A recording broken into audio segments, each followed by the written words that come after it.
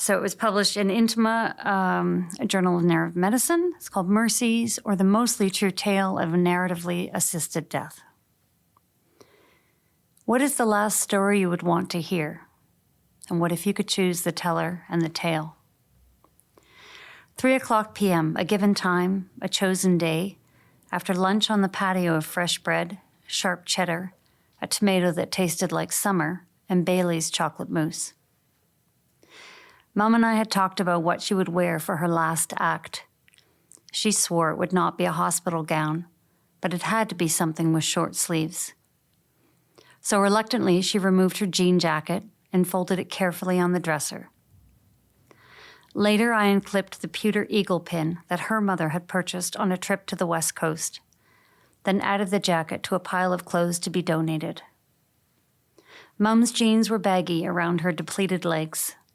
We had joked that she had no bum anymore. A faded blue and white striped t-shirt draped her exhausted chest. It was always blue and white stripes for her. T-shirts, button-downs, she loved them. She shakily removed her yellowed oxygen tubing, her despised essential leash, and placed it on the door handle. Altogether, it was a well-worn, ill-fitting costume, a patchwork of loved and hated things. The storytelling part was unplanned, unscripted, but not unintended, and it sprang from deep in my bones. I knew this story. I knew this place. I grew up there too. We hadn't blocked out our last positions. After all the preparations and all the rehearsals, neither of us had practiced this part. She lay fully dressed on top of a neatly made embroidered blue comforter on the side of the bed she had always slept, still in reach of her book, reading glasses, and water cup.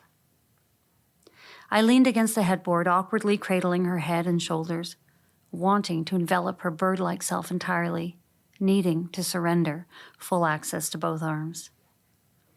She kicked off her worn slippers, the ones we both bought at Costco. I guess I won't be needing these anymore. And her socks didn't match. I begin to weave my story. I give her old brown cowboy boots, tugging them on her younger feet. I fold my hands and boost her up onto the broad back of Rob Roy, the horse she had as a teenager, at a time when her family spent weekends in a small cabin in the foothills of the Rocky Mountains. If there was a God, she had told me, for as long as I was old enough to ask about the matter, then he existed in the tall grasses that brushed her knees when she rode horseback through the Alberta summer. So I begin there.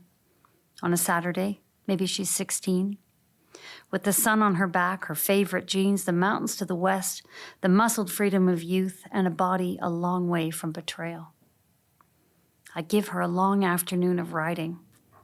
A few close friends maybe, but really it's just her, that clear blue sun that only the prairies can do, and the saddle she kept long into her later years, carefully stored over a water-stained humidifier. Hot, dusty, but far from tired.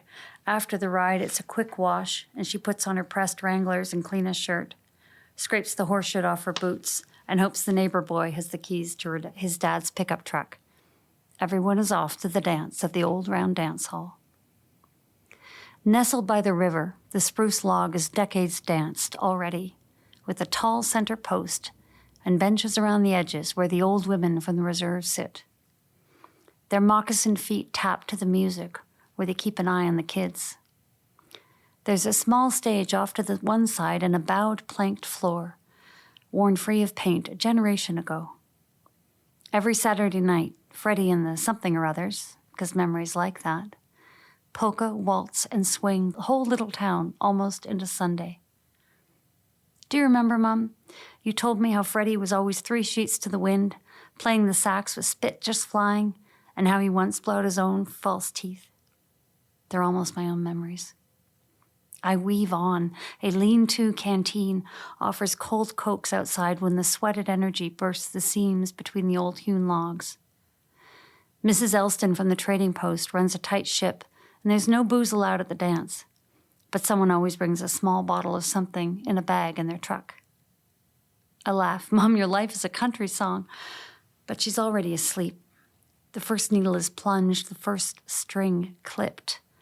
Right, breathe, the round dance hall. Oh, I swing her around in the ropey arms of a handsome boy. I make the Elbow River sing its icy rush. The pines give their black-green scent and cast all the trucks and teenagers, gossipers and grannies, lovers and dancers in their remembered parts. I keep her there way past curfew, in the sparkling licorice black night, sneaking cowboy kisses and whiskey sips and dizzying swings and twirls. Then, on Sunday morning, I bring her to her church and let the tall grass brush her knees again. I wept as I spoke. My nose ran freely, but the scant cast gathered in the audience at the end of her bed to bear witness to this last act. Her family doctor and the palliative care nurse seemed stunned, quieted. I briefly moved my arm and wiped the flow of tears and snot on the inside of my shirt. I had to ask for a tissue. I never wore that shirt again.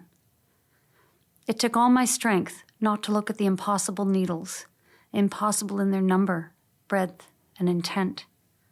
But of course, I knew they were there, and he was there, the gentle orchestrator, conducting his terrible, merciful melodies, drawing the curtain closed. The doctor's last line, with eyes locking mine, was, "Your mother has died." Whatever I answered was loss, I'm certain, and gratitude, I hope.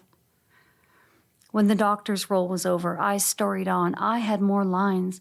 Mine was a soliloquy and cry of home and motion spit against the stillness. I don't remember the end of my story, except that I hope it was "I love you" and "thank you." All spent, audience and orchestrator. Only I remained, the supporting role, nose running, throat cramping, my last words as light as the kiss-blown tops of dried grass. It was a terrible mercy for her. It was a terrible mercy for me.